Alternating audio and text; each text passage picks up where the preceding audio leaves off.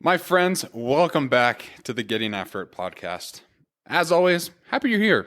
It means a lot that you just decided to sit down with your friend Brett today and talk about some things. I have been having a tough day. It's been an interesting one. Not tough as I'm in an existential crisis thing, but mentally, it's been a hard day. And I'll go into why. But the whole point of this episode is to talk about the importance of keeping the body and mind tied to the same goal. Without the body, the goals can't be done. Without the mind, you might as well not even try. They have to be tied together. They have to be intertwined in there, in whatever goal you're doing. So, without further ado, let's get after it.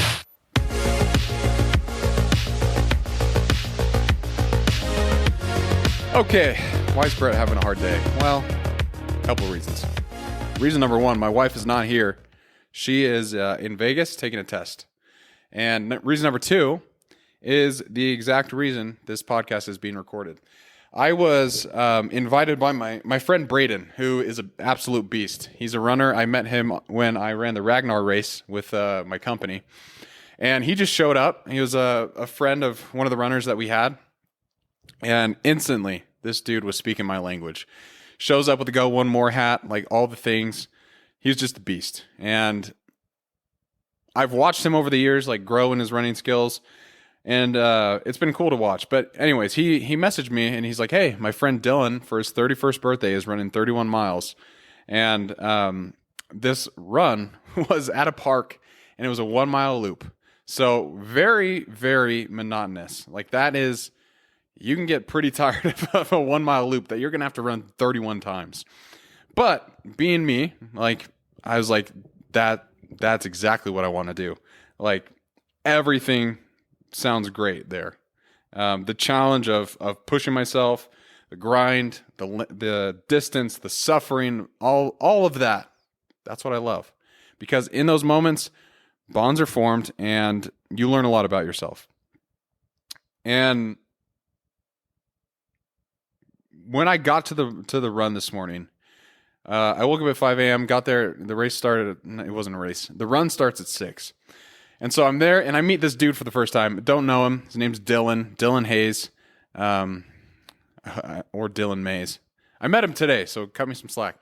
But the guy's a beast. Like, the fact that this guy wants to run 31 miles for his 31st birthday, again, speaking my language, what's a better way to celebrate than doing something hard with your friends? Because at the end of that, you're going to be more than friends. You're going to be brothers in arms or sisters in arms. There were a couple girls there too. And when I show up, it was rad. So they had a pop-up tent, like one of those canopies.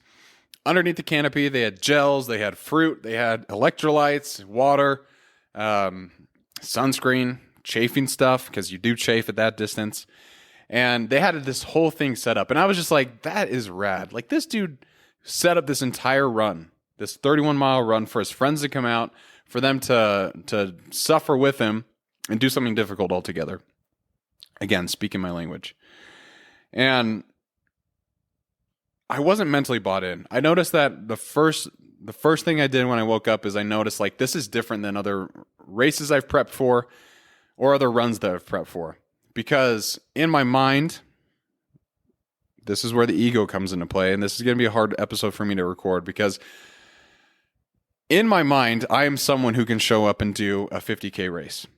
That's nothing, right? Or I like to think that it's nothing. That's very wrong. And so I showed up and I started running, and it felt pretty good. But around mile 7, I've been having this issue with my quad where it'll like seize up. And it'll feel like it's dead weight, and I'm lugging this sandbag through wet concrete. That's what it feels like.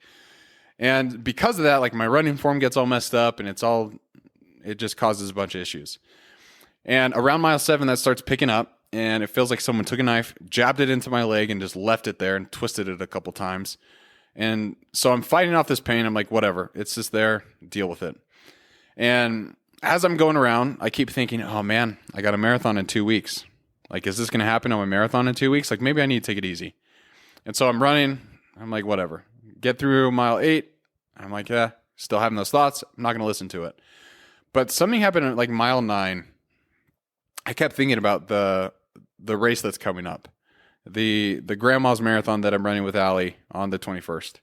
And for some reason, my mind got the best of me.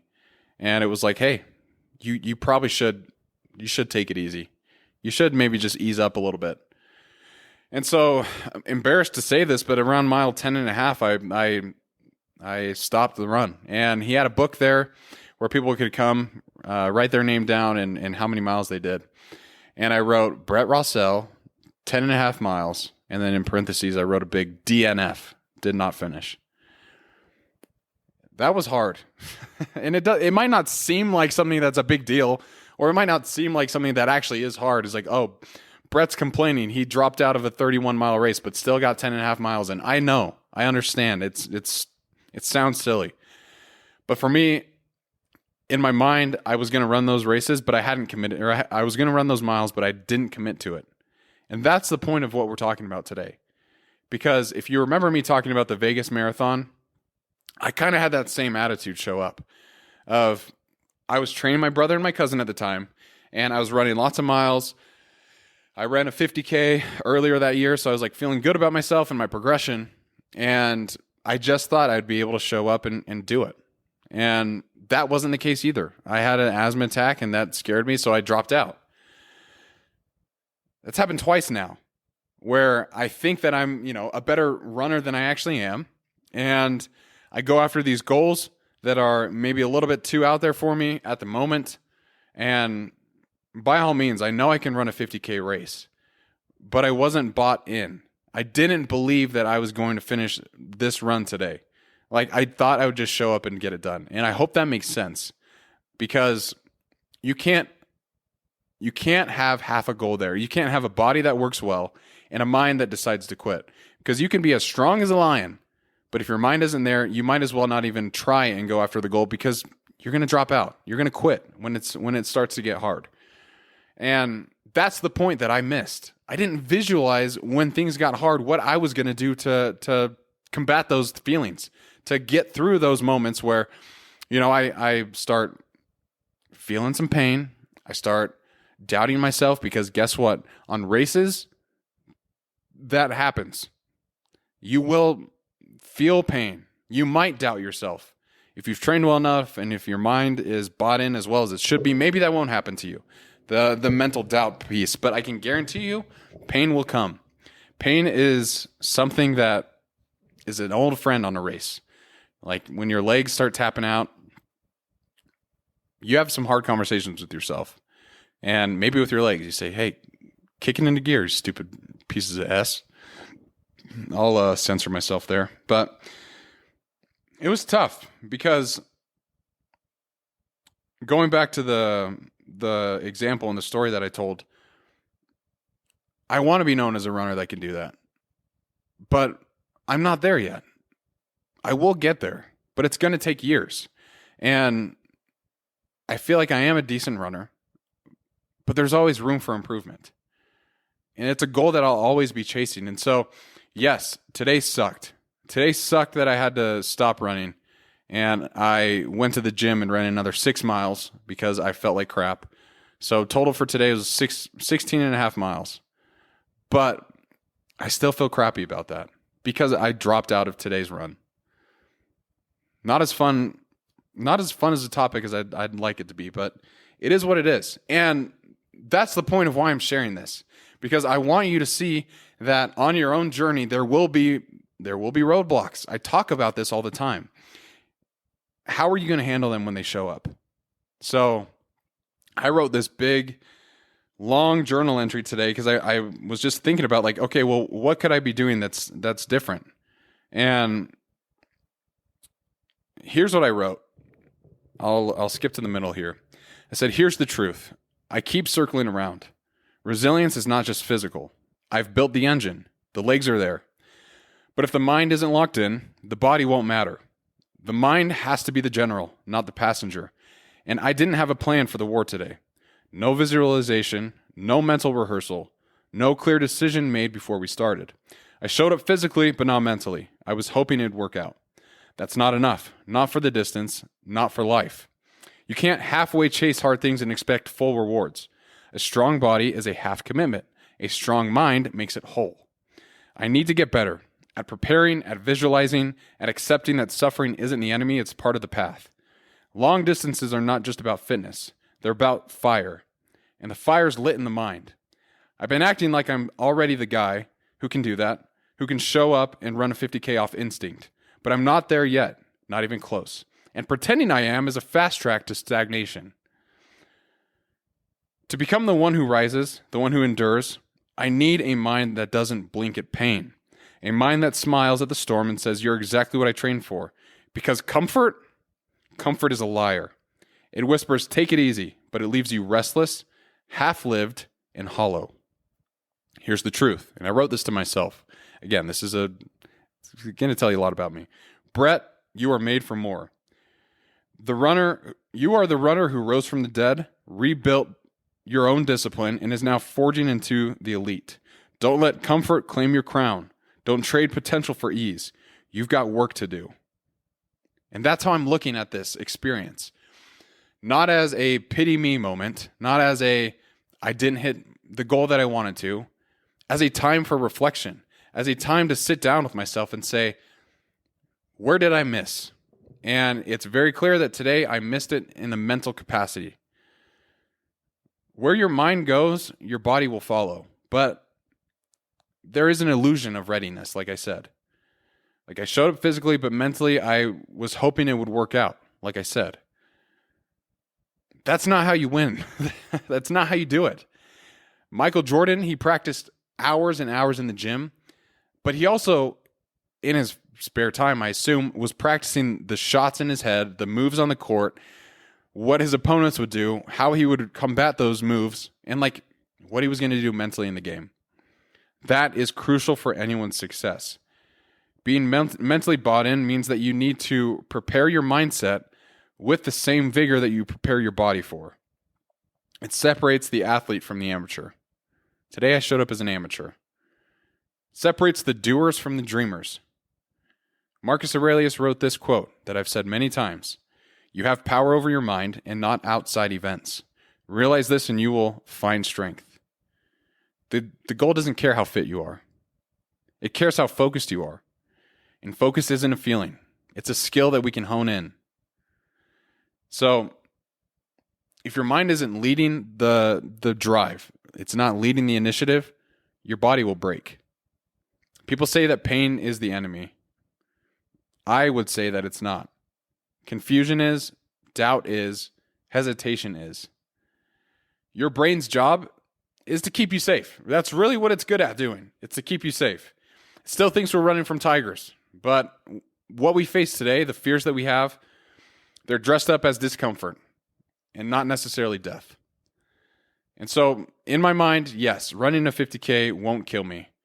But when I am running it, my mind says, hey, it might. It might take you off. It tells me to slow down. It tells me to quit. It's trying to protect me.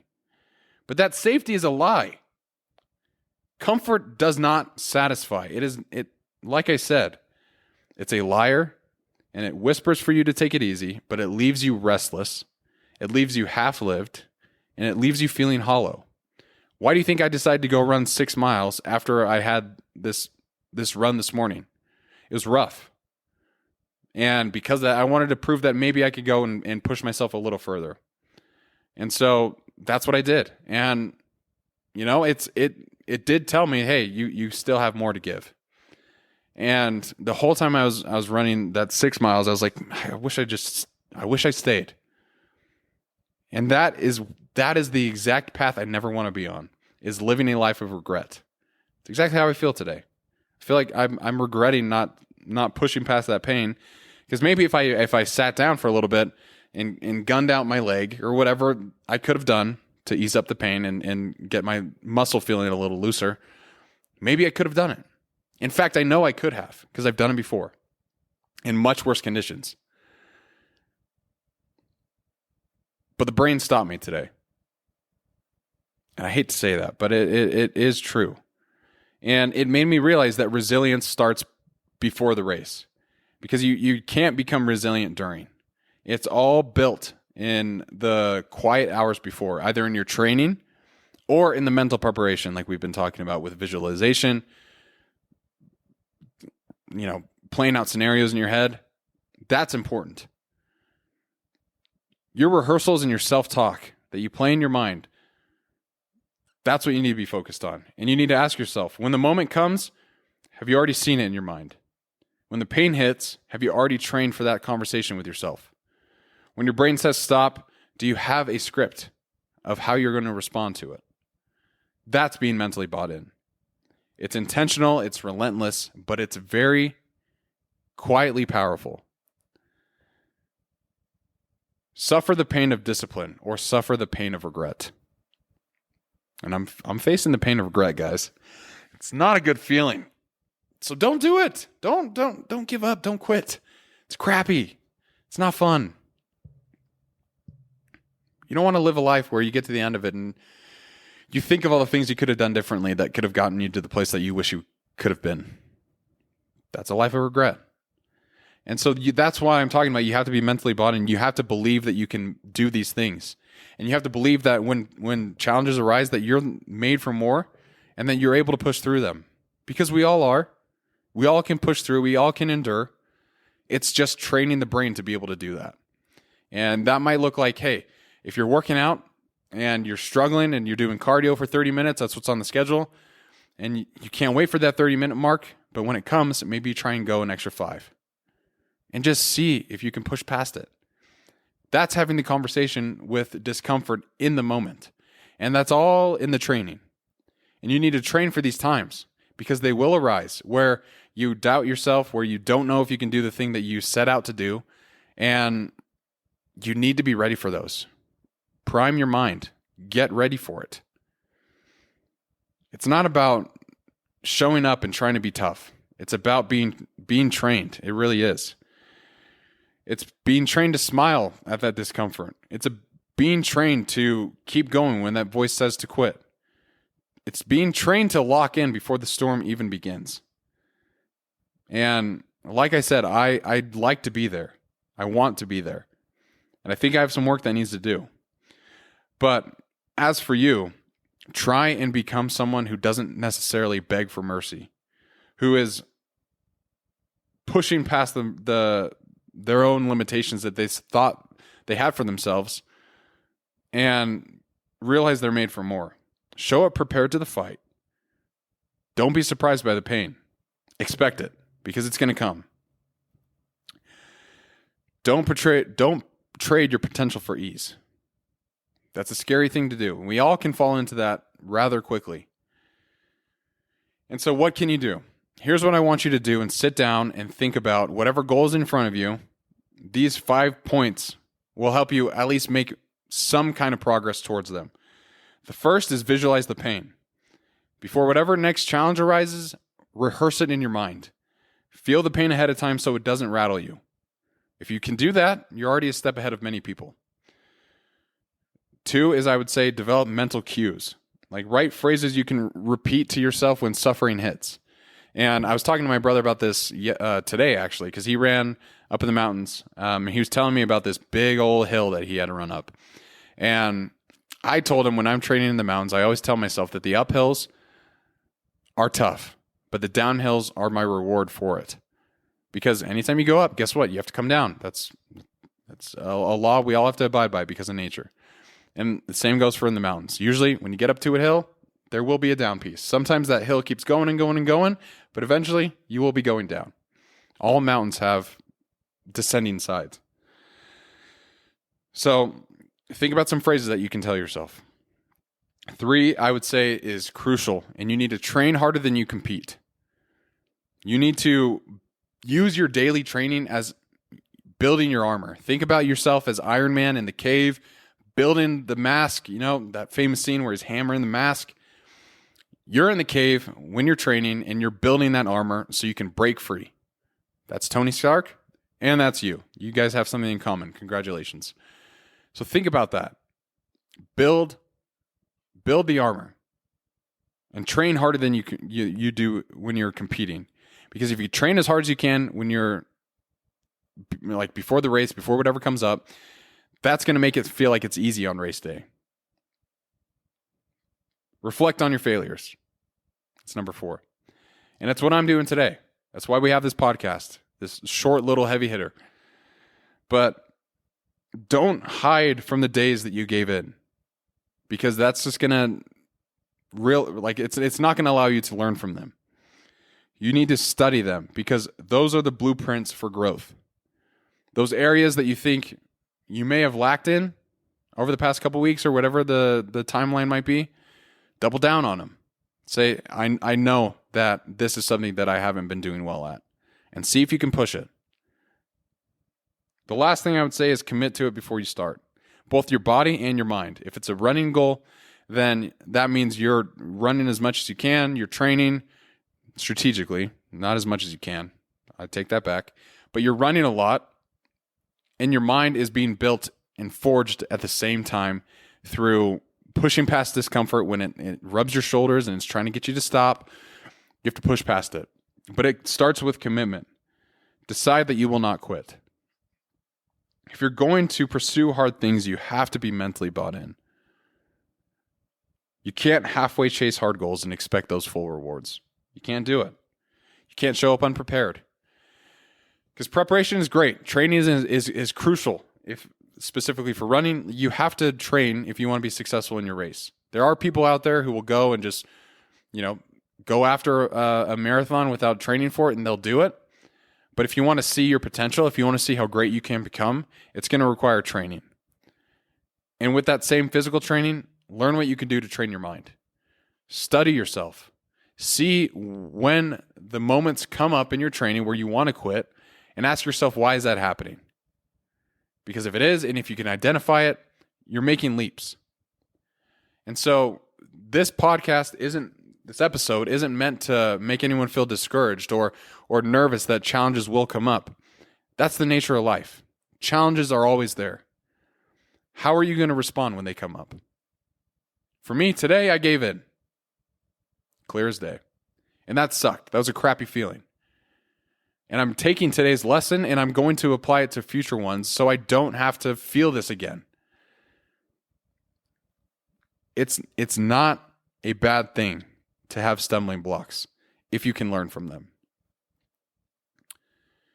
So I hope this helps. I hope this gets you a little more amped up to chase your goals and to prepare for them when things go wrong, because they always do. Ask yourself what you're going to do to show up for yourself and be better, because you owe it to yourself to do that. And if you know anyone that might be going through something similar, that might be struggling on their own journey, send this episode to them. If it helped you at all, it might help someone else. But as always, I appreciate you guys for tuning in. You guys are great. You're the reason I do this. And as always, keep getting after it. Thanks, guys.